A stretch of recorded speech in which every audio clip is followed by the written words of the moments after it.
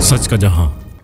सालाना तबलीगी इज्तिमा के लिए सिक्योरिटी के तमाम तर इंतजाम मुकम्मल कर लिए गए। SSP वेस्ट तारिक इलाही मसोई की हदायत पर एक जामे सिक्योरिटी प्लान मुरतब किया गया, जिस पर सख्ती से अमल दरामद किया जा रहा है। इज्तिमा गाह और इसके इर्द गिर्द के इलाकों को बम डिस्पोजल स्क्वाड BDS की मुकम्मल स्वीपिंग के बाद हिफाजी इकदाम के तहत सील कर दिया जाएगा। मुकर्रर रास्तों के अलावा किसी भी शख्स को इज्तिमा गाह में दाखिले की इजाजत नहीं होगी, जबकि तमाम शुरा को वॉक थ्रू गेट से गुजरकर अंदर जाने दिया जाएगा। अवाम और शुरा की सहूलत के पेश नजर डिस्ट्रिक्ट वेस्ट पुलिस की जानिब से 3 पुलिस कैंप्स कायम किए गए हैं, जहाँ सिक्योरिटी और दीगर मुतलका अमूर में मदद फराम की जाएगी। इज्तिमा गाह की हिफाजत के लिए 3 SPs, 19 DSPs और 1500 से ज्यादा अफसरान और जवान तैनात किए गए हैं, जबकि SSP वेस्ट तारिक इलाही मसोई खुद तमाम तर इंतजाम की निगरानी कर रहे हैं।